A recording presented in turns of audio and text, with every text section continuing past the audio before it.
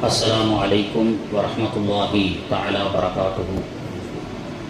الحمد لله رب العالمين والعاقبة للمتقين والصلاة والسلام على رسوله الكريم أما بعد.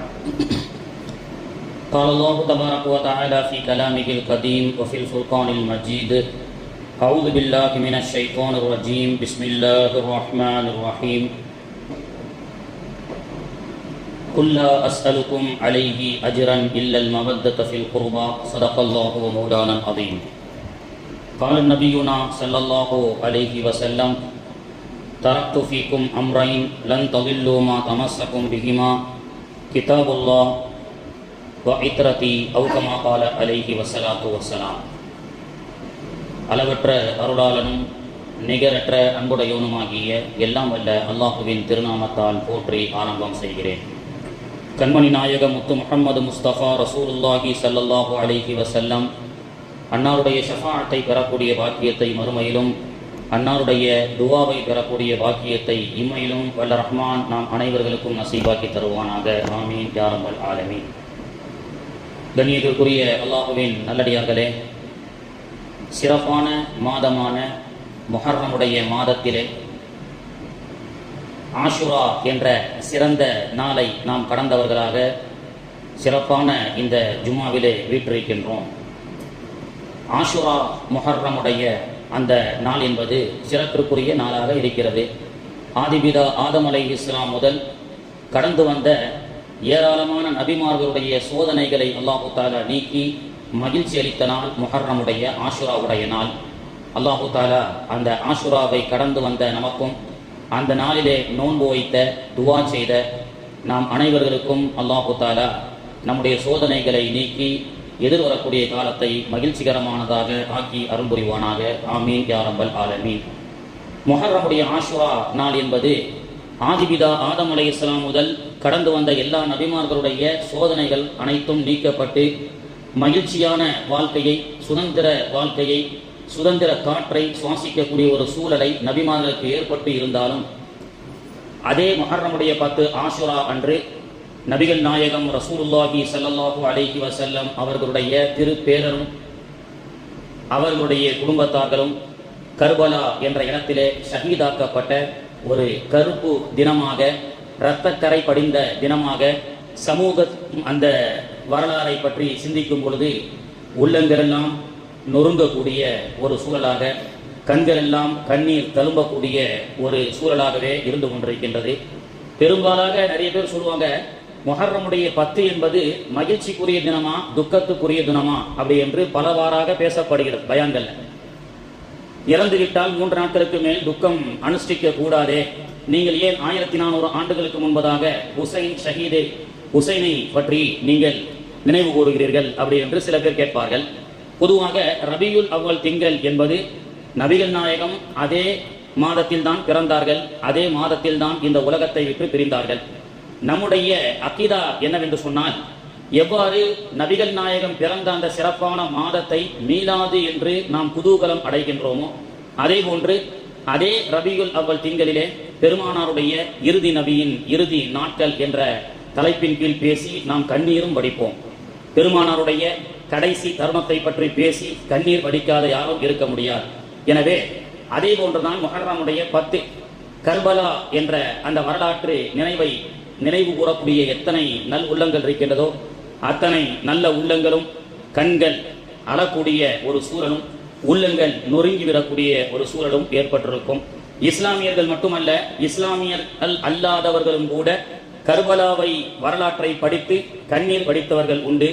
உருதிலே முன்னோர்கள் சொல்லுவார்கள், இஸ்லாம் ஜிந்தா ஹோதா ஹே her Karbala கி பாத். இஸ்லாம் ஜிந்தா ஹோதா ஹே her Karbala கி பாத். ஒவ்வொரு ஆண்டு கர்பலாவிலும் இஸ்லாம் உயிர்ப்பிக்கப்பட்டு கொண்டிருக்கின்றது என்று உருதிலே சொல்வார்கள். பொதுவாக கர்பலாவினுடைய வரலாற்றை படித்தவர்களுக்கு, பெருமானார் அவர்களுடைய குடும்பத்தார்களுக்கு மரியாதை செய்பவர்களுக்கும் அல்லாஹு தாலா ஹிதாயத்தை வைத்திருக்கின்றான். என்றால் பெருமானார் அவர்கள் இப்படி துஆ செய்வார்கள். கான யதுஉ, நபிகள் நாயகம் ஸல்லல்லாஹு அலைஹி வஸல்லம் அவர்கள் இப்படி துஆ செய்வார்கள். அல்லாஹும் அர்ஸுக்னி ஹுப்பக, இறைவா உன்னுடைய பிரியத்தை எனக்கு தந்தருள் புரிவாயாக. வஹுப்ப மன் யுஹிப்புக, நீ யாரின் மீது பிரியம் கொண்டிருக்கின்றாயோ அவர்களை நாங்கள் பிரியம் கொள்ளக்கூடிய பாக்கியத்தை தருவாயாக.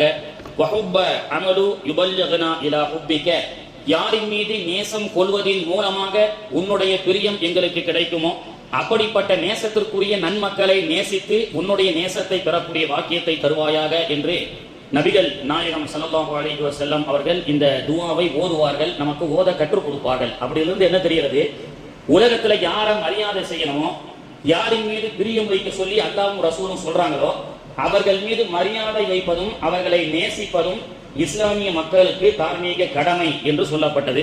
அதிலும் குறிப்பாக நபிகள் நாயகம் ஸல்லல்லாஹு அலைஹி வஸல்லம் அவர்களிடத்திலே அல்லாஹ் தஆலா இந்த ஆயத்தின் மூலமாக பிரகடனப்படுத்துவான். குல், நபியே நீங்கள் சொல்லுங்கள், லா அஸ்அலுக்கும் அலைஹி அஜ்ரன் இல்லல் மவத்தத ஃபில் குர்பா, நான் இந்த தீன் பணி உங்களுக்கு மத்தியிலே செய்வதன் மூலமாக உங்களிடத்திலிருந்து எந்த ஒரு எதிர்பார்ப்பையும் அஜர்களையும் நான் எதிர்பார்க்கவில்லை. மாறாக நபிகள் நாயகமான எனக்கு உம்மத்தை சார்ந்த நீங்கள் உபகரணம் செய்ய வேண்டும் என்று நினைத்தால் என்னுடைய குர்பாக்கள் என்று சொன்னக்கூடிய என்னுடைய குடும்பத்தார்களை நீங்கள் கண்ணியப்படுத்துங்கள் என்று பெருமானார் அவர்கள் சொல்வார்கள். முஸ்லிம் ஷரீஃபிலே பதிவு செய்யப்பட்ட ஹதீஸ், தரக்து ஃபீக்கும் அம்ரைன் லன் தவில்லு, ரெண்டை நான் விட்டுச் செல்கின்றேன். ஒன்று, அதை பற்றி பிடித்தும் காலமெல்லாம் நீங்கள் வழிதவர மாட்டீர்கள். ஒன்று கிதாபுல்லா, அல்லாஹ்வுடைய வேதமான குர்ஆன். இன்னொன்று இத்ரத்தி, என்னுடைய குடும்பத்தார்கள் என்று சொன்னார்கள். இந்த ஹதீஸிலிருந்து என்ன தெரிகிறதுன்னு சொன்னா, தரக்து, உங்களிடத்தில் விட்டுச் செல்கின்றேன் குர்ஆனை, உங்களிடத்தில் விட்டுச் செல்கின்றேன் என்னுடைய குடும்பத்தார்களை அப்படின்னு சொன்னா, குர்ஆன் எதுவரை இந்த உலகத்தில் இருக்குமோ அதுவரை நபிகள் நாயகத்துடைய குடும்பத்தார்கள் இந்த உலகத்தில் இருப்பார்கள் என்று தெரிகிறது. வந்தார்கள், சென்றார்கள். கர்பலாவோடு நபிகள் நாயகத்துடைய குடும்பம் முடிந்து விட்டது. இப்பெல்லாம் அந்த மாதிரி யாரும் இல்லைன்னு சொல்ல முடியாது. ஏனென்றால் பெருமானார் அவர்கள், உங்களிடத்தில் குர்ஆனையும் விட்டுச் செல்கின்றேன், என்னுடைய குடும்பத்தார்களையும் விட்டுச் செல்கின்றேன். அப்ப குர்ஆன் எது வரைக்கும் உலகத்தில் இருக்குமோ அது வரைக்கும் நபிகள் நாயகத்துடைய குடும்பத்தார்களும் இருப்பார்கள். அவர்கள் இந்த சமூக பணிகளை செய்து கொண்டே இருப்பார்கள். அதனால்தான் ஃப்ரீ ஃபார் பலஸ்தீன் என்ற முழக்கம் எழுப்பப்படும் போதெல்லாம் பெருமானார் அவர்கள் சொன்னார்கள், என்னுடைய மகளான சஹாபாக்களும் கேட்கிறாங்க, யா ரசூலல்லாஹ், உங்களுடைய குடும்பத்தார்கள் அல்லாஹ் கண்ணியப்படுத்தப்படுத்தி சொல்ல சொன்னா, அப்படி உங்களுடைய குடும்பத்தார்கள் யாருன்னு கேட்கும் போது, என்னுடைய குலக்குழந்தை சொர்க்கத்தின் தலைவி ஃபாத்திமா, அலி, அவர்களுக்கு பிறந்த ஹசன், ஹுசைன் என்று பெருமானார் அவர்கள் சொன்னார்கள். இவர்கள் வழியில் வரக்கூடியவர்கள் தான் மஹதி அலைஹிஸ்ஸலாம். கியாமத் நாள் வரைக்கும் இந்த உம்மத்தினுடைய மக்களுடைய நலனுக்காக, சமூக சேவைகளுக்காக, இந்த உம்மத்துக்காக பாடுபட்டு கொண்டே இருப்பார்கள். கியாமத் நாள் வரைக்கும் வருவார்கள் என்ற செய்தியெல்லாம் ரசூல் ஸல்லல்லாஹு அலைஹி வஸல்லம் அவர்கள் சொல்லி செல்வார்கள். ஒரு முறை நபிகள் நாயகம் பயான் செஞ்சிட்டு இருக்கும் போது சஹாபாக்கள் எல்லாம் கூட்டமா இருந்தாங்க. உட்கார்வதற்கு இடம் இல்லை. அலி ரலியல்லாஹு அன்ஹு அவர்கள் வருகிறார்கள். வந்து உட்கார்வதற்கு இடம் இல்லாமல் அலி ரலியல்லாஹு அன்ஹு அவர்கள் நின்று கொண்டிருக்கின்றார்கள். உடனே அபூபக்கர் சித்திக் ரலியல்லாஹு அன்ஹு அவர்கள் எழுந்திருச்சு நின்று அலி அவர்களை அமரச் செய்து தான் நின்று கொண்டார்கள். அபூபக்கரை விட ரலியல்லாஹு அன்ஹு, அவர்களை விட அலி ரலியல்லாஹு அன்ஹு வயசில் சிறியவர் தான். ஆனால் அபூபக்கர் ரலியல்லாஹு அன்ஹு அவர்கள் தன்னுடைய இடத்திலிருந்து எழுந்திருச்சு அலி ரலியல்லாஹு அன்ஹு அவர்களை அமரச் செய்தார்கள். ஏனென்றால் அலி ரலியல்லாஹு அன்ஹு அவர்கள் நபிகளுடைய குடும்பத்தை சார்ந்தவர்கள். நபிகளுடைய குடும்பத்திற்கு கண்ணியம் கொடுக்க வேண்டும், மரியாதை கொடுக்க வேண்டும் என்று குர்ஆன் சொல்லுகிறது. இந்த காட்சியை பார்த்த நபிகள் நாயகம் அவர்கள், என்னுடைய குடும்பத்தாரை சார்ந்த அலியை அபூபக்கர் ரலியல்லாஹு அன்ஹு அவர்கள் கண்ணியப்படுத்துவதை கொண்டு அபூபக்கரை அல்லாஹ் கண்ணியப்படுத்துவானாக என்று துஆ செய்தார்கள். பெருமானாருடைய குடும்பத்தார்களை கண்ணியப்படுத்துவது தார்மீக கடமை. இன்னும் நபிகள் நாயகத்தை எப்படி கண்ணியப்படுத்த வேண்டுமோ அப்படி கண்ணியப்படுத்த சொல்லி நபிகள் நாயகமும் நமக்கு கற்றுக் கொடுக்கிறார்கள். ஹசன் ஹுசைன் பேர பிள்ளைங்க மடியில உட்கார்ந்து கொண்டிருக்கும்போது சஹாபாக்களை பார்த்து ரசூலுல்லாஹ் சொல்றாங்க, ஓ சஹாபாக்களே, தோழர்களே, என்னுடைய பிள்ளைகளான ஹசன் ஹுசைன் என்னுடைய மடியிலே சிறுவர்களாக அமர்ந்து கொண்டிருக்கின்றார்கள். நீங்கள் அவர்களிடத்தில் நல்ல முறையில் நடந்து கொண்டால் என்னிடத்தில் நல்ல முறையில் நடந்து கொண்டதை போன்று, அவர்களை அவமரியாதை செய்தால் என்னை அவமரியாதை செய்ததை போன்று என்று பெருமானார் அவர்கள் சஹாபாக்களுக்கு மத்தியிலே சொல்வார்கள். குதுபா ஓதி கொண்டிருக்கக்கூடிய நேரத்தில் கூட சையதுனா ஹுசைன் ரலியல்லாஹு அன்ஹு அவர்கள் ஓடி வருவார்கள். ஓடி வரக்கூடிய தன்னுடைய பேரப்பிள்ளையை பார்த்து ஆயிரக்கணக்கான சஹாபாக்கள் ஜும்மாவுடைய அந்த குதுபா அவையிலே அமர்ந்திருந்தாலும் குதுபாவை பாதையில் நிப்பாட்டி விட்டு நபிகள் நாயகம் இறங்கி வந்து மலலையாக நடந்து வரக்கூடிய தட்டு தடுமாறி நடந்து வரக்கூடிய சிறுவரான ஹுசைன் அவர்களை அழைத்து தன்னுடைய இடுப்பிலே ஏந்தி கொண்டு மீண்டும் பேரப்பிள்ளையோடு குதுபாவிலே ஏறி பெருமானார் அவர்கள் சொல்வார்கள். ஹிஜ்ரி 40 நடைபெறக்கூடிய செய்தியை பெருமானார் அவர்கள் ஹிஜ்ரி 5 பேசி காட்டுகின்றார்கள் சஹாபாக்களுக்கு. தோழர்களே, இதோ ஆதா இப்னி, என்னுடைய பேரப்பிள்ளை, என்னுடைய மகன், இவர் செய்ய உங்களுக்கெல்லாம் தலைவர், சமூகம் ஒரு கட்டத்திலே இரண்டாக பிளவுபடும் பொழுது அந்த சமூகத்தை ஒற்றுமைப்படுத்தக்கூடியவராக என்னுடைய பேரப்பிள்ளை உசைன் இருப்பார் என்று ஹிஜ்ரி 5 பெருமானார் அவர்கள் ஹிஜ்ரி 40க்கு மேல் நடைபெறக்கூடிய ஒரு சங்கதியை பற்றி பேசி காட்டுவார்கள். எல்லா செய்தியும் ரசூலுல்லாஹ் பேசினாங்களா இல்லையா? கியாமத்துக்கு சமீபமாக கடைசியாக சைனா என்ற நாட்டில் ஆண் குழந்தை பிறக்கும், அதுதான் கடைசி குழந்தை என்று பெருமானார் அவர்கள் சொல்லி சென்றார்களே. இனி பிறக்க இருக்கக்கூடிய இந்த பிரபஞ்சத்தின் கடைசி குழந்தைகளை பற்றி பேசிய பெருமானார் அவர்கள் கர்பலாவை பற்றி பேசியிருக்க மாட்டார்களா? தன்னுடைய பேரப்பிள்ளைகள் இனி வரக்கூடிய மகதியை பற்றி பேசியிருக்க மாட்டார்களா? எக்கச்சக்கமாக பேசியிருக்கின்றார்கள். அப்படி பேசிய முன் அறிவிப்பு தான் கர்பலா என்பது. பெருமானார் அவர்கள் சொன்னார்கள், என்னுடைய ஆட்சிக்கு பிறகு குலஃபாஇர் ராஷிதீனுடைய ஹிலாஃபத்துடைய ஆட்சி என்பது சையதுனா அபூபக்கர், சையதுனா உமர் இப்னுல் கத்தாப், சையதுனா உஸ்மான் இப்னு அஃபான், சையதுனா அலி இப்னு அபி தாலிப், இந்த 4 ஹிலாஃபத்தின் கீழ் சுமார் 30 ஆண்டுகள் வரை இந்த இஸ்லாமிய சாம்ராஜ்யத்தினுடைய ஆட்சி என்பது ஒற்றை ஆட்சியாக இருக்கும். அந்த ஒற்றை ஆட்சியின் கீழ் இஸ்லாமிய சாம்ராஜ்யம் அமையும். பிறகு அது இரண்டாக உடையும் பொழுது அதை என்னுடைய பேர பிள்ளைகள் ஒன்றுபடுத்துவார்கள் என்று சொல்வது மட்டுமல்ல, இஸ்லாமிய சாம்ராஜ்யம் என்பது இரண்டாக உடைந்தது. அலி ரலியல்லாஹுடைய ஆட்சியின் கீழே அலி ரலியல்லாஹு அன்ஹு கூஃபா, பஸரா என்று சொல்லக்கூடிய ஈரான் அந்த பகுதியை மையமாக கொண்டு ஹிலாஃபத்துடைய ஆட்சியை நடத்தி கொண்டிருக்கின்றார்கள். பெருங்கொண்ட பரப்பளவு, பெருங்கொண்ட மக்கள் இஸ்லாத்தை தழுவ அங்கே கூஃபாவிலே அலி ரலியல்லாஹுடைய ஆட்சி நடைபெற, இந்த பக்கம் உமையா உன்னுடைய குடும்பத்தை சார்ந்த முஆவியா ரலியல்லாஹு அன்ஹு என்ற ஒரு சஹாபி சிரியாவிலே ஆட்சி செய்கிறார்கள். இருவரும் மிக சிறப்பு வாய்ந்த சஹாபாக்கள் தான். ஒருவர் பெருமானாருடைய குடும்பத்தை சார்ந்தவர், இன்னொருவர் நபித்தோழர். 2 ஹிலாஃபத்துடைய ஆட்சி 2ஆக உடைகிறது. அதை பற்றி தான் ரசூலுல்லாஹ் சொன்னாங்க. பெருமானாருடைய தலைமையின் கீழே ஹிஜ்ரி 10 வரைக்கும் இஸ்லாமிய சாம்ராஜ்யம் நபிகள் நாயகத்துடைய அமீராக இருந்து நடத்தப்பட்டது. ஒரே சாம்ராஜ்யத்தின் கீழாக இருந்தது. ரசூலுல்லாஹ் ஹிஜ்ரி 10 வஃபாத் ஆவறாங்க. பிறகு ரசூலுல்லாஹ் சொன்ன மாதிரி 4 கலீஃபாக்களுடைய ஆட்சி 30 வருஷம், அதுவும் முடிந்தது.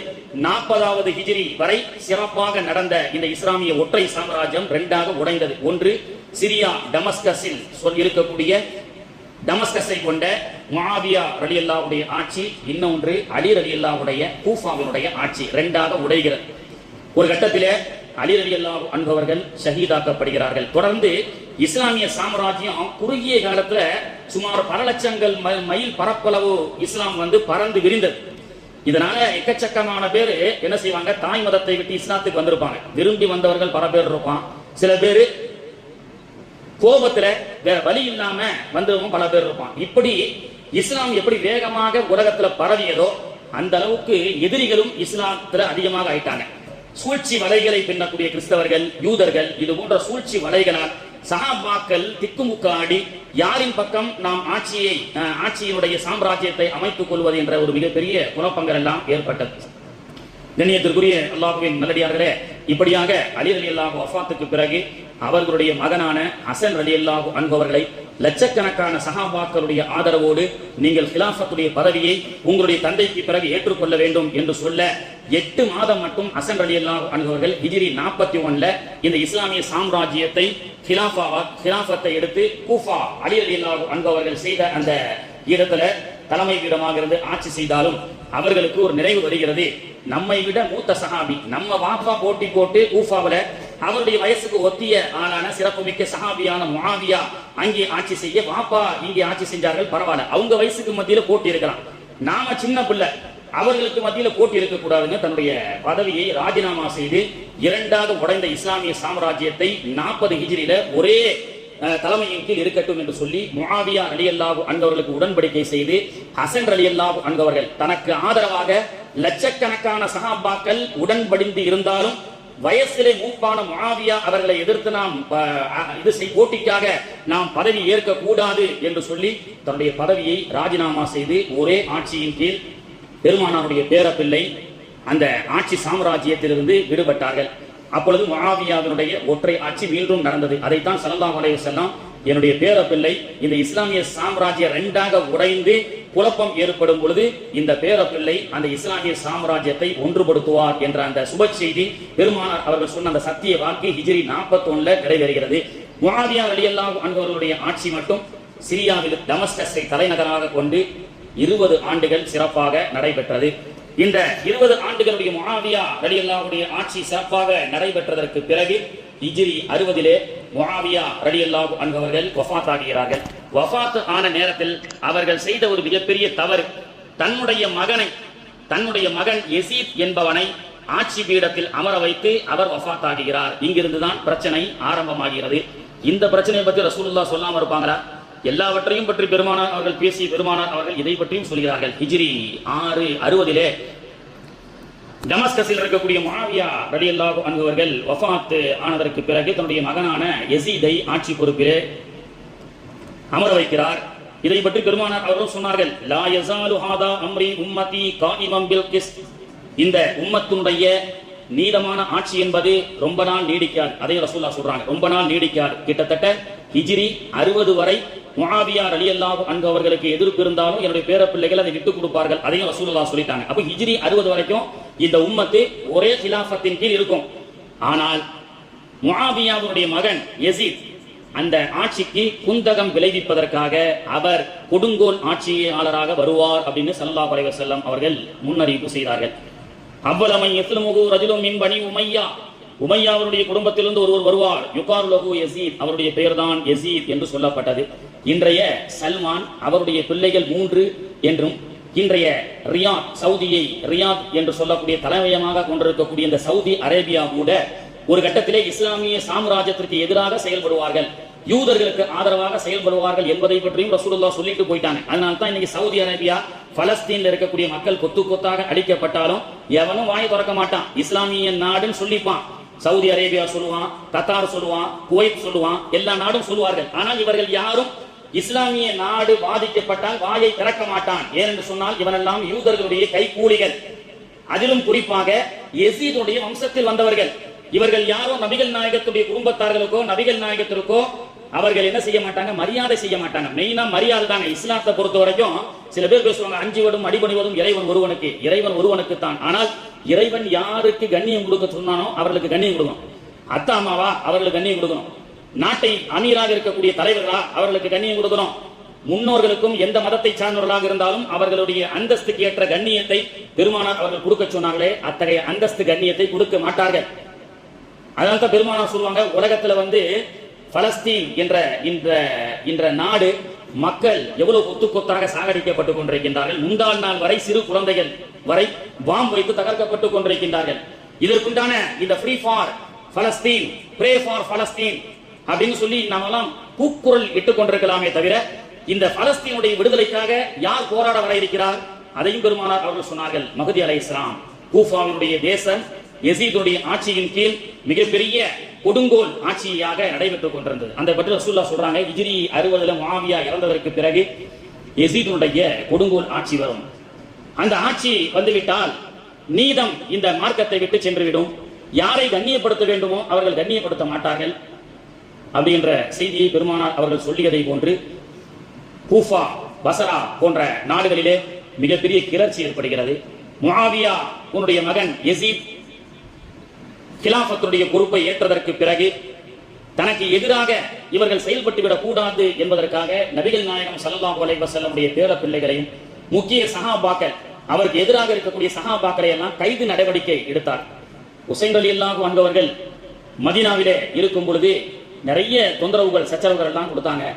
ஹுசைன் ரலியல்லாஹு அன்ஹு அவர்கள் மதீனாவிலே கண்ணியமாக இருக்க வேண்டும். இந்த மதீனா என்பது லா தர்ஃபஉ அஸ்வாத்தகும் ஃபௌக ஸௌத்தின் நபி, நபிகள் நாயகம் துயில் சாய்ந்து கொண்டிருக்கக்கூடிய இந்த பூமியிலே சண்டையிடக்கூடாது, விவாதங்கள் செய்யக்கூடாது என்ற கண்ணியத்தின் அடிப்படையில் மக்காவுக்கு துஷ்மனை கண்டா தூரம் செல்லுங்க மக்காவுக்கு போனாங்க. பெருமானுடைய பேரப்பிள்ளை அவர்கள் இவ்வளவு மௌனமாக இருக்கிறாங்களே, இந்த யசீத் என்ற கொடுங்கோல் ஆட்சியாளன் கூஃபா, பஸ்ராவில் இருக்கக்கூடிய மக்கள் எல்லாம் மிகப்பெரிய இன்னல்களுக்கு ஆளாக்கப்பட்டுக் கொண்டிருக்கின்றார்களே, இவர்கள் குரல் கொடுக்க மாட்டார்களான்னு சொல்லி கூஃபாவில் இருந்து ஹுசைன் ரலியல்லாஹு அன்ஹு அவர்களுக்கு ஆட்களின் மூலமாகவும் கடிதத்தின் மூலமாகவும் pray for Kufa, free for Kufa, Kufa தேசத்தினுடைய விடுதலைக்காக ஹுசைன் அவர்களே நீங்கள் எங்களை காப்பாற்றுங்கள் என்று சுமார் 60,000 கடிதங்கள் வருகிறது. போஸ்டல் டிபார்ட்மெண்ட்லாம் உமர் ரலியல்லாஹுடைய காலத்திலே ஆரம்பிக்கப்பட்டதல்லவா போஸ்டல் டிபார்ட்மெண்ட். 60,000 கடிதங்கள் ஹுசைன் ரலியல்லாஹு அன்ஹு அவர்களுக்கு வருகிறது. என்றாலும் ஹுசைன் ரலியல்லாஹு அன்ஹு அவர்கள் கூஃபாவுக்கு செல்ல வேண்டும், அந்த மக்களுடைய ஜனநாயக சமாதானத்தை நிலைநாட்ட வேண்டும், அந்த மக்கள் படக்கூடிய அல்லோலங்களை நாம் அதற்குண்டான தீர்வு காண வேண்டும் என்று முடிவு செய்யும் பொழுது அங்கே மக்காவிலே இருந்த சஹாபாக்கள், ஹுசைனே நீங்க போகாதீங்க, ஏனென்றால் கூஃபா என்பது அலி ரலியல்லாஹு அன்ஹு அவர்களையும் கொலை செய்த ஊர், ஹசன் அவர்களையும் விஷம் வைத்து கொன்ற ஊர், எனவே நீங்களும் செல்லாதீர்கள் என்று சொல்ல ஹுசைன் ரலியல்லாஹு அன்ஹு அவர்கள் சரி நான் செல்லவில்லை, செல்வதற்கு முன்பதாக என்னுடைய சச்சா மகன் முஸ்லிம் இப்னு அகீல் அவர்களை அனுப்பி கூஃபாவினுடைய நிலவரம் என்ன அப்படின்னு சொல்லி கேட்டு வருவதற்காக முன்கூட்டி அனுப்புகிறார்கள். முஸ்லிம் இப்னு அகீல் கூஃபாவுக்கு வருகிறார். கூஃபாவிலே 144 போடப்பட்டிருக்கிறது. ஹுசைன் அவர்களோ அவர்களை சார்ந்தவர்களோ கூஃபாவில் வந்து ஆதரவு திரட்டப்படுவது தெரிந்தால் அவர்களை கைது செய்து கொலை செய்ய வேண்டும் என்று பிரகடனம் படுத்தப்படக்கூடிய நிலையிலே மிக மோசமான ஒரு சூழலிலே ஹுசைன் ரலியல்லாஹுடைய சச்சா மகன் தம்பி அவர்கள் முஸ்லிம் இப்னு அகீல் கூஃபாவுக்கு செல்கிறார்கள்.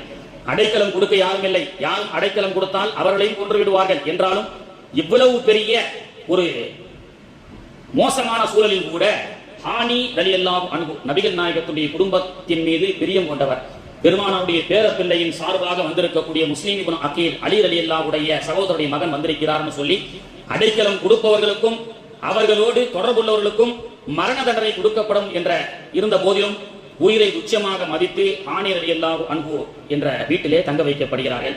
ரகசியமாக முஸ்லிம்களுக்கு மத்தியிலே ஹுசைன் ரலியல்லாஹு அன்ஹுடைய தம்பி ஆதரவு திரட்டுவதற்காக கூஃபாவிலே ஹானி என்பவருடைய வீட்டிலே தங்கியிருக்கிறார் என்று நன்மக்கள் எல்லாம் தெரிந்து ஒரு 20-25 பேர் 2 நாட்கள்ல முஸ்லிம் இப்னு அகீல் அவர்களை சந்தித்து ஹானி அவருடைய வீட்டிலே, அதாவது வெளியில ரகசியமாக 4 செவத்துக்குள்ள 2 நாள்ல 20,000 பேர் வந்து பைய செய்து கொடுக்கிறார்கள். ஹுசைன் வந்தால் அவர்களுக்கு நாங்கள் எல்லா விதமான உடன்படிக்கை செய்து கொடுக்கின்றோம், அவர்களோடு இருக்கின்றோம் என்கிற இந்த கொடுங்கோல் ஆட்சியிலிருந்து காப்பாற்றி ஹுசைன் அவர்கள் அவங்க வாப்பா மாறி மீண்டும் இந்த கூஃபாவில் ஆட்சி செய்ய வேண்டும் அப்படின்னு சொல்லி 2 நாள்ல 20,000 பேர் சப்போர்ட் கிடைச்சிருச்சு. அதனால்தான் பொதுமக்களுடைய கூட்டத்தை பார்த்து இவர்தான் சிஎம்மா வந்துருவாருன்னு நம்ப முடியாது. பொதுமக்கள் எப்ப வேண்டுமானாலும் எங்கு வேண்டுமானாலும் சாய்வாங்க.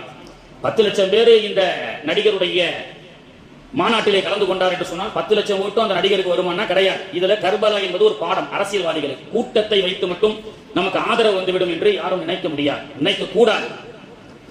20,000 பேர் வந்து கையெழுத்து போட்டு கொடுக்குறாங்க, ஹுசைன் வர சொல்லுங்க, அவங்க பின்னாடி நாங்கள் இருக்கிறோம் சொல்லி கடிதம் செல்கிறது. மதீனாவிலே கடிதத்தை பெற்றுக்கொண்ட ஹுசைன் அவர்கள் தன்னுடைய தம்பியிடத்திலிருந்து வந்த கடிதம், கூஃபாவில உங்களுக்கு சாதகமான சூழல் தான் இருக்கிறது, சுமார் 20,000 பேர்கிட்ட 2 நாள்ல பைய செஞ்சு கொடுத்துட்டாங்க, நீங்க தாராளமா கூஃபாவுக்கு வாங்கன்னு சொன்ன உடனே ஹுசைன் ரலியல்லாஹு அன்ஹு அவர்கள் தங்களுடைய குடும்பத்தார்கள் 72 பேரோடு புறப்பட தயாராக ஆனார்கள். ஆனாலும் சஹாபாக்கள், முக்கியமான சஹாபாக்கள் எல்லாம் வேண்டாம் என்று தடுத்த போதிலும் புறப்பட்டார்கள். வரலாறு பெரியது, சுருக்கமாக சொல்லி முடிக்கின்றேன். ஹுசைன் ரலியல்லாஹு அன்ஹு அவர்கள் 72 பேரோடு, அவர்களோடு சுமார் 200-250 பேரும் அவருடைய அபிமானிகள் என்று சொல்லக்கூடியவர்களும் புறப்பட்டு வந்தார்கள். வரக்கூடிய வழியில சவுதியிலிருந்து ஈராக் சுமார் 1800-2000 கிலோமீட்டர், துல் ஹஜ்ஜினுடைய ஹிஜ்ரி 60, துல் ஹஜ்ஜினுடைய ஹஜ்ஜை முடித்துவிட்டு ஹுசைன் ரலியல்லாஹு அன்ஹு அவர்கள் வருகிறார்கள். மக்காவிலிருந்து 250 பேர், வரும் வழியில் எல்லாம் நிறைய அவருடைய அபிமானிகள் எல்லாம் சேர்ந்து 1000 பேராக வருகிறார்கள். முஹர்ரம் பிறை 3 ஈராக்குக்கு முன்னாடி இருக்கக்கூடிய அல் ஹஷாம் என்ற இடத்திலே அவர்கள் துயில் கொண்டிருக்கின்றார்கள். அவர்களோடு ஆதரவு வந்திருக்கக்கூடியவர்கள் 750 1000 பேர், அவருடைய குடும்பத்தாரும் சேர்ந்து இரவு தூங்கிக் கொண்டிருக்கின்றார்கள். முஹர்ரம் பிறை 3 திடீரென்று ஹுசைன் ரலியல்லாஹு அன்ஹு அவர்கள் இன்னா லில்லாஹி வ இன்னா இலைஹி ராஜிஊன் என்று எழுந்திருச்சு தன்னோடு வந்தவரிடத்திலே சொன்னார்கள், நமக்கு கூஃபாவில் சரியான ஒரு சூழல் இல்லை, அநேகமாக நாம் எல்லாம் கூஃபா தேசத்திற்காக நம்முடைய இன்னுயிரை ஷஹாதத் வழியில் செலவு செய்யக்கூடிய ஒரு சூழல் ஏற்பட்டுவிட்டது, என்னோடு யாரும் வர வேண்டாம், உயிருக்கு உத்தரவாதம் இல்லை, ஏனென்றால் நாம் எல்லாம் மௌத்து ஆகுவதாக அறிகுறி வருகிறது என்று சொன்னார்கள். ஹுசைன் ரலியல்லாஹு அன்ஹு அவர்கள் ரசூலுல்லாஹ்வுடைய பேரப்பிள்ளைன்னு சொல்லி பெருமை எடுத்துக் கொள்ளலங்க. அவங்கள மாதிரி இபாதத் தொழுகையில் பேணுதல், சுன்னத்தான ஒவ்வொரு காரியத்திலும் பேணுதல். எந்த அளவுக்குன்னா ஹுசைன் ரலியல்லாஹு ஹஜ்ஜுக்காக புறப்பட்ட போது கூட இருந்த ஹாஜிகள் எல்லாம் லப்பைக் ஓதுனாங்க. ஹுசைன் ரலியல்லாஹு அன்ஹு லப்பைக் ஓதல, ஹுசைனை லப்பைக் ஓதுங்கன்னு சொன்னாங்க. முகமெல்லாம் சிவந்து விடுகிறது ஹுசைனுக்கு. ஏன் லப்பைக் ஓதுவதில் உங்களுக்கு என்ன சிரமம்? எஹ்ராமை அணிந்து விட்டீர்கள், மீகாத்துக்கு வந்து விட்டீர்கள், லப்பைக் ஓதுங்கள். ஹுசைன் அவர்கள் சொன்னார்கள், நான் லப்பைக் ஓதி விடுவேன், ஆனால் அந்த லப்பை நான் ஆஜராகிவிட்டேன் என்று அல்லாஹ்விடத்திலே சொல்லும் பொழுது அல்லாஹ் இல்லை ஹுசைனே லா லப்பைக் என்று சொல்லிவிட்டால் எனக்கு திரும்ப நெகட்டிவான பதில் வந்துட்டா என்ன செய்யறதுன்னு அவங்க அழுதாங்க. அப்படின்னா இது சாதாரண செய்தியாக பார்க்க கூடாது. அவர்கள் செய்யக்கூடிய துவா அங்கீகரிக்கப்படக்கூடிய அந்த அறிகுறியை அல்லாஹ்விடத்திலிருந்து பெற்றக்கூடிய நிலையிலே இருந்தார்கள். லப்பைக்கு சொன்னா நான் ஏற்றுக்கொண்டேன் என்று அல்லாஹ் சொல்லக்கூடிய பதிலை கேட்கக்கூடிய சக்தி வாய்ந்த தக்குவாவிலே ஹுசைன் ரலியல்லாஹு அன்ஹு அவர்கள் இருந்தார்கள் அல்லவா. அல்லாஹ் அறிவித்து கொடுத்தான், ஹுசைனே உங்களுக்கு செல்லக்கூடிய கூஃபாவிலே பாதுகாப்பு இல்லை, மரணத்தை நெருங்கிவிட்டீர்கள், நீங்கள் மரணத்தை நோக்கி சென்று கொண்டிருக்கின்றீர்கள். ஒருவருக்கு மரணம் கண் முன்னாடி தெரிந்துவிட்டால் வாழ்க்கை கசப்பாகும். ஆனால் அவர்களுக்கு கசப்பாகவில்லை, அவர்கள் சந்தோஷத்தோடு அவர்கள் அந்த கூஃபா நகர மக்களுக்காக போராட்டத்திற்காக செல்கிறார்கள். அதனால்தான் இந்திரா காந்தி அம்மா அந்த வரலாறை பார்த்துட்டு சொல்லுவாங்க, the Hussein is not only a hero of Muslim, the Hussein is not only a hero of Iran and Iraq, the Hussein is a universal hero. சென்றால் அங்கே தனக்கு மரணம் ஏற்படும் என்ற போதிலும் ஈராக் மக்களுடைய சுதந்திரத்துக்காக ஜனநாயகத்தை நிலைநாட்டுவதற்காக ஹுசைன் புறப்பட்டார் என்று இந்திரா காந்தி உட்பட அந்த வரலாறை பார்த்து கண்ணீர் வெடிக்காதவர்கள் யாரும் இருக்க முடியாது. உடன் வந்த எல்லோரிடத்திலும் சொல்லிவிட்டார்கள், நீங்கள் என்னோடு வந்தால் உயிருக்கு உத்தரவாதம் இல்லை. அங்கே கூஃபா மிக மோசமான சூழல் ஏற்பட்டு விட்டது. என்றால் முதல் கடிதம் பெற்றதற்கு பிறகு மீண்டும் ஒரு கடிதம் வருகிறது. அடைக்கலம் கொடுத்த ஆணியையும் முஸ்லிம் இப்னு அக்கீலும் அங்கே கொடியவன் உபைதுல்லா இப்னு ஜியாதால் கைது செய்யப்பட்டு அவர்களுடைய தலையை வெட்டி உடலை மையத்தை தூக்கி வீசி எறிந்து விட்டார்கள். அதாவது இறந்து விட்டால் ஒரு மனிதனுக்கு நல்லவனோ கெட்டவனோ அவனுடைய கடைசி கடமையை, தார்மீக கடமையை மனிதாபிமானத்தின் அடிப்படையில் கண்ணியமாக கொடுக்க வேண்டும். அப்படி கண்ணியமாக கொடுக்கப்படக்கூடிய அந்த தார்மீக கடமையை கூட கூஃபாவாசிகள் செயலாற்றவில்லை, ஒடுங்குவார்கள் செயலாற்றவில்லை, தூக்கி வீசி எறிந்தார்கள்.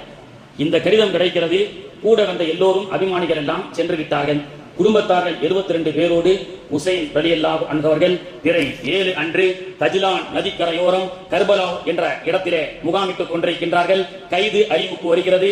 கைதாக மாட்டேன், நான் போர் செய்யவும் வரவில்லை, உங்களுடைய ஆட்சிக்கு குந்தகம் விளைவிக்கவும் வரவில்லை, மக்களுக்கு ஜனநாயக ரீதியான ஆட்சி செய்யுங்கள் என்று சொல்ல 4000 படைகளோடு இப்னு சஅத் என்ற குடியவன் அவன் கூட ஆர்டர் போட்ட அந்த கவர்னரத்துல சொன்னா, அப்துல்லா இப்னு ஜியாத் இடத்துல என்பா நபிகள் நாயகத்துடைய பேரப்பில்லை, அவங்க இடத்துல பேசி சமரசமாக இருந்து கொள்வதை விட்டுவிட்டு அவரை போய் கொலை செய்ய சொல்கிறாயே, நான் எப்படி கொலை செய்வது என்று அந்த 4000 படையுடைய கேப்டன் இப்னு சஅத் சொல்லும் பொழுது அவனுக்கு ஒரு விலை பேசப்பட்டது.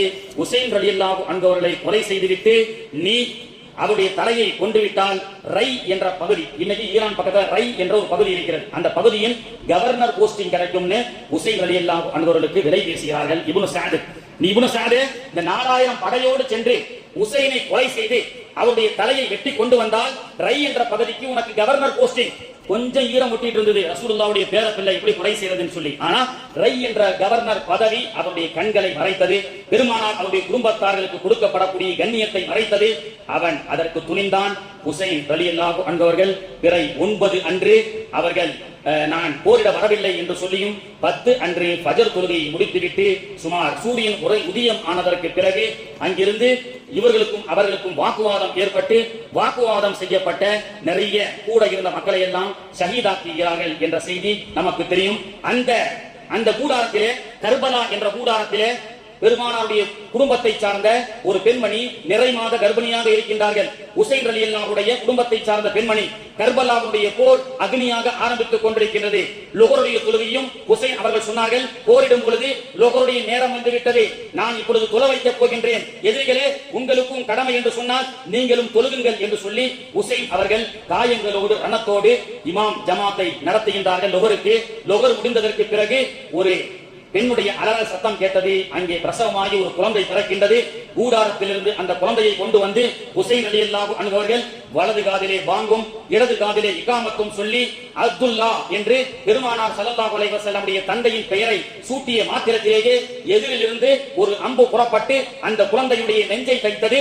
ஹுசைன் ரலியல்லாஹு அன்ஹு அவர்கள் ஹயாத்தாக கொண்டு வந்த அந்த கர்பலாவுடைய குழந்தை அப்துல்லாவை மையத்தாக கொண்டு செல்லும் பொழுது பெற்றெடுத்த தாய் அந்த குழந்தையை பார்த்துவிட்டு, ஓ குழந்தையே, ஓ அப்துல்லாவே, என்னோடு வயிற்றில் 10 மாதம் இருந்து இந்த உலகத்தில் சில மணித்துளிகள் மட்டும் ஹயாத்தாக இருந்தாய், ஆனாலும் உனக்கு கிடைத்த பாக்கியம் என்ன தெரியுமா? பெருமானார் முத்தமிட்டு கொஞ்சிய ஹுசைனுடைய திரு வரக்கத்தான வாயால் வாங்கு சொல்லப்பட்டும் காம சொல்லப்பட்டு நீ நெஞ்சி தைக்கப்பட்டு ஷஹீதாக்கப்பட்டாலும் பெருமானாருடைய பேரனான ஹுசைனுடைய உயிரை காப்பாற்றி செல்லப்படக்கூடிய பாக்கியத்தை அல்லாஹ் உனக்கு கொடுத்தான் என்று அந்த தாய் பெருமிதமாக பேசியது மட்டுமல்ல, 33 காயங்களோடு 13 அம்புகளை தாங்கியவர்களாக ஹுசைன் ரலியல்லாஹு அன்ஹு அவர்கள் முஹர்ரம் பிறை 10 அன்று கர்பலா என்ற மண்ணிலே அவர்கள் சாய்ந்து விடுகின்றார்கள். இன்னா லில்லாஹி வ இன்னா இலைஹி ராஜிஊன். போர் தளபதிகள் எல்லாம் இதுவரை உலகத்தில் எத்தனை போர்கள் புரிந்தார்களோ அத்தனை வீரர்களும் ஹுசைன் ரலியல்லாஹுடைய வரலாற்றை பார்த்து ஒருவர் 13 அம்புகளை தாங்கிய போதும் கூட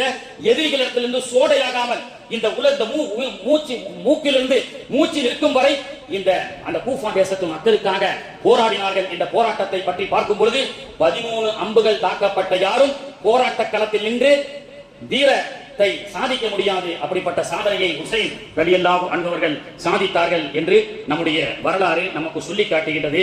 என்றாலும் கூஃபாவில 20,000 பேர் வாங்க பாத்துக்கிறோம்னு சொன்னாங்க. என்ன ஆச்சுங்க? அல் கூஃபி லா யூஃபி வலவ் கான சூஃபி. கூஃபா இன்றும் ஈராக் அலி ஹமனி பலஸ்தீனுக்கு இதுவரை தொந்தரவு கொடுத்த அமெரிக்காவிற்கும் இஸ்ரேலுக்கும் சிம்ம சொப்பனமாக விளங்குகிறார் என்று நாம் அவரை தலையில் வைத்து கொண்டாடினாலும், அவர் ஷியாவுடைய கொள்கை என்றாலும் அவரை நாம் தலையில் வைத்து கொண்டாடினாலும், இன்னொரு வகையில ஈரான்காரங்களையும் ஈராக்காரங்களையும் எந்த நேரமும் நம்ப கூடாது. ஏன் தெரியுமா? இஸ்ரேல் என்ற ஒரு நாடு பலஸ்தீனில் அமைய பெறுவதற்கு 1948 சில நாடுகள் கையெழுத்திட்டது. அப்படி கையெழுத்திடப்படக்கூடிய ஒரு லிஸ்ட்ல ஈரான் இருக்கிறது. அதனால என்ன சொல்றாங்க? ஈரான் அவனை தாக்குனாங்க, அதனால அவன் தாக்கப்பட்டது. இன்னொரு சோசியல் மீடியாக்கள்ல பேசப்படுகிறது, இன்றைய நடக்கக்கூடிய போர்கள் எல்லாம் மதத்தின் பெயரால் நடக்கிறது ஒன்று, இன்னொன்னு மார்க்கெட்டிங் பெயரால் இன்னைக்கு போர் நடக்கிறது. எதுவுமே இக்லாஸ் மனிதர்களுடைய ஜனநாயகத்தை பாதுகாக்கக்கூடிய போர் என்பது கர்பலா போன்ற சில போர்கள் இருக்கலாம். ஆனால் இன்று நடக்கக்கூடிய போர் என்ன தெரியுமா? இவர் ஏவுகணைய வேகமா அனுப்புறார். யாரு? ஈரான். எந்த அளவுக்கு? ஈரானில் இருந்து அமெரிக்காவுடைய மிலிட்டரி தளவாளத்திற்கு பஸ் வழியாக செல்வதாக இருந்தால் 18 மணி நேரம், கார் வழியாக செல்வதாக இருந்தால் 15 மணி நேரம், பிளைட்ல போறதா இருந்தால் 1.5 மணி நேரம், ஹெலிகாப்டர்ல போறதா இருந்தால் 2 மணி நேரம். ஆனால் ஈரான் ஏவிய அந்த ஏவுகணையுடைய வேகம் எவ்வளவு தெரியுமா? 18 மணி நேரம் பேருந்தில் சொல்லக்கூடிய அந்த பயண தூரத்தை அலி என்ற பெயரிலே போடப்பட்ட ஈரானுடைய ஏவுகணை மட்டும் 3 நிமிஷத்தில் ரீச்சாரு. எவ்வளவு ஸ்பீடு இருக்கும் பாருங்க. இப்படிப்பட்ட அதிசக்தி வாய்ந்த வேகம் கொண்ட அணு ஆயுதங்களை ஈரான் வைத்திருக்கிறது. இப்படிப்பட்ட அணுசக்தி ஆயுதங்களை அமெரிக்கா வைத்திருக்கிறது என்று உலகத்திற்கு மார்க்கெட்டிங் செய்வதற்காகத்தான் இன்னைக்கு போர் நடக்குதுன்னு பேசுகிறாங்க. அப்போ உண்மையாக ஜனநாயக ரீதியாக மக்களுடைய சுதந்திரத்துக்காக, மக்களுடைய அந்த வாழ்வாதாரத்திற்காக நடைபெறக்கூடிய மனிதாபிமான போர்கள் எல்லாம் இன்று மக்களுக்கு மத்தியிலே இல்லாமல் ஆகிவிட்டது. கண்ணியத்திற்குரியவர்களே, அப்படிப்பட்ட ஹுசைன் ரலியல்லாஹுடைய தலையை துண்டித்து ஊராக ஒரு நாள் 2 நாள் அல்ல, சுமார் 40 நாட்களுக்கும் மேலாக ஹுசைன் ரலியல்லாஹுடைய தலையை கொண்டு ஊராக சென்றார்கள். அப்படி ஒரு ஊரிலே ஹுசைன் ரலியல்லாஹுடைய தலையை கொண்டு செல்லும் பொழுது அன்று வெள்ளிக்கிழமை ஹுசைன் ரலியல்லாஹு அன்ஹு அவர்கள் சூரத்துல் கஹ்ஃபை ஓதினார்கள். தலை துண்டிக்கப்பட்ட போதிலும், உலகத்தை விட்டு இந்த ரூஹ் பிரிந்த போதிலும் வெள்ளிக்கிழமை ஓதக்கூடிய சூரத்துல் கஹ்ஃபை ஹுசைன் ரலியல்லாஹு அன்ஹு அவர்கள் ஓதினார்கள் என்று சொன்னால், எந்த சூழலிலும் தொழுகை என்ற இமாம் ஜமாத்தை ஹுசைன் விடவில்லை. எந்த சூழலிலும் குழந்தை பிறக்கப்பட்ட பொழுது வலது காதில் பாங்கும் இடது காதில் காமத் சொல்லக்கூடிய சுன்னத்தை ஹுசைன் விடவில்லை.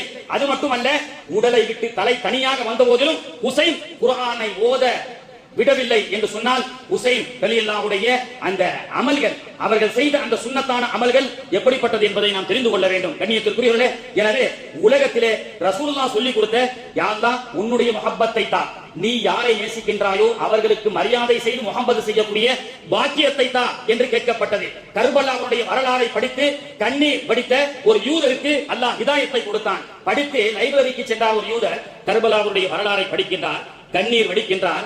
இரவு அவர் தூங்குகின்றார். அல்லாஹ் தஆலா அலி ரலியல்லாஹு அன்ஹு அவர்களை கனவில் தோன்றி அவருக்கு அல்லாஹ் ஹிதாயத்தை கொடுத்தான். இஸ்லாம் ஜிந்தா ஹோதா ஹை ஹர் கர்பலா கி பாத். கர்பலா என்ற வரலாறை படித்து கண்ணீர் விட்ட நன்மக்களுக்கு அல்லாஹ் ஹிதாயத்தை கொடுத்தான் என்ற வரலாறு நமக்கு சொல்லி காட்டப்படுகிறது. நன்மக்களை கண்ணியப்படுத்த வேண்டும். கபரிலே அடக்கம் செய்யப்பட்டதற்கு பிறகு எல்லோரும் சென்று விடுவார்கள். அந்த மையத்து படுக்க வைத்த நிலையில் இருக்காது. கேள்வி கணக்கு வரக்கூடிய வழக்கு வரும் பொழுது அந்த மையத்தை அல்லாஹ் உட்கார வைப்பான். கபரில் இருக்கக்கூடிய அந்த மையத்தை பார்த்து, ஓ பந்தா உட்கே பே அப்னா கபர் மே, கபர்ல எழுந்திருச்சு உட்காரு. ஏன் படுத்திருந்தால் அந்த கபராளிகளுக்கு பதில் சொல்ல முடியாதா? இல்லை. புகாரிலே இடம்பெற்றிருக்கிறது, கபரிலே அடக்கம் செய்யப்பட்ட ஒரு மையத்தை மலகானி எஜிலிசானிகி, மலக்குகள் வருவார்கள், எழுந்திருச்சு உட்கார வைக்கப்படுவார்கள். தலையை கட்டுறதில்லை. ஏன்? தலையை திறந்து உட்கார்ந்து பதில் சொல்லணுமா இல்லையா? அந்த சம்பவம் நடக்க போது ஏன் மலக்கானி எஜிலிசானிகி கபரிலேயே மையத்தை அமர வைக்க வேண்டும்? படுத்துக்கிட்டே மர்ரப்புக்க வமன்னபியுக்கன்னு கேட்டா சொல்ல முடியாதா? இல்லை, கபரிலே எல்லா மையத்துகளையும் கேள்வி கணக்கு கேட்கும் பொழுது அல்லாஹ் மலக்குகளிடத்தில் சொன்னான், அந்த மையத்தை எழுந்திருச்சு உட்கார சொல். ஏன் தெரியுமா?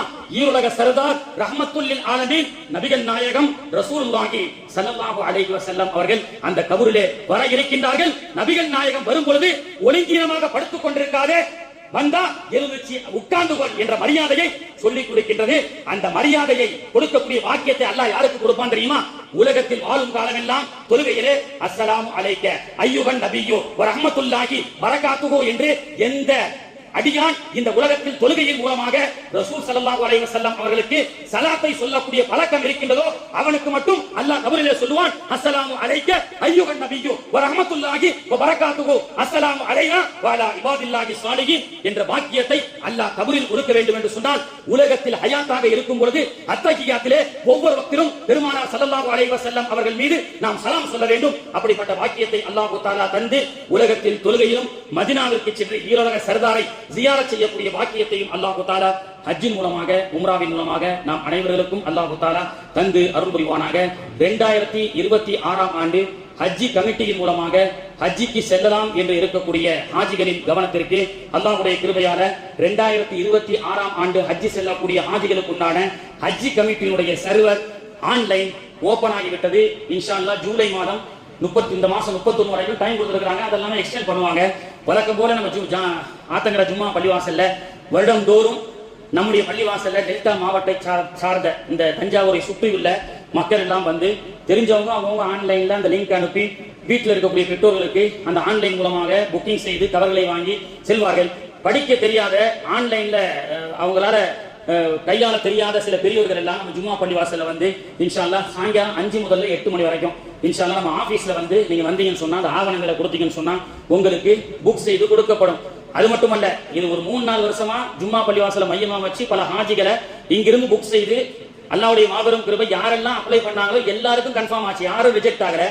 அது அல்லாஹ்வுடைய கிருபையில ஜும்மா பள்ளிவாசலுடைய நிர்வாகம் இன்னும் இந்த மார்க்கத்துடைய சேவையை இன்னும் நீங்க துரிதப்படுத்துங்க, இணையதளத்தின் மூலமாக என்னென்ன நற்காரியங்கள் இருக்கோ அதை செய்யுங்கன்னு சொல்லி அல்லாஹ்வுடைய கிருபையில தஞ்சாவூர் எகனாமிக் சேம்பருடைய ஒத்துழைப்போடு நம்ம ஜும்மா பள்ளிவாசலுடைய நிர்வாகம் நமக்கு ஒரு சிஸ்டம் கம்ப்யூட்டர் வாங்கி கொடுத்து இன்னும் சிறப்பாக நீங்க ஆன்லைன் இணையதளத்துல சமூக சேவைகளை சிறப்பாக செய்யுங்கன்னு சொல்லி ஊக்கப்படுத்துவதன் அடிப்படையில போன வருஷம் வெறும் அப்ளை செய்த அந்த ஆஜிகளுக்கு அவர்களை கன்ஃபார்ம் பண்ணது மட்டுமல்ல, பயணத்தால் தூரமாக இருந்தாலும் இணையத்தால் இணைவோம் என்று சொல்லி ஒரு வாட்ஸ்அப் குரூப்பை உருவாக்கி இங்கிருந்து செல்லக்கூடிய ஆஜிகள் திரும்ப வர வரைக்கும் அவங்க வாட்ஸ்அப்லயே வழிகாட்டி சிறப்பான முறையில அவரை வழிகாட்டக்கூடிய ஒரு பெரிய பாக்கியத்தை எல்லாம் நமக்கு கொடுத்தான்.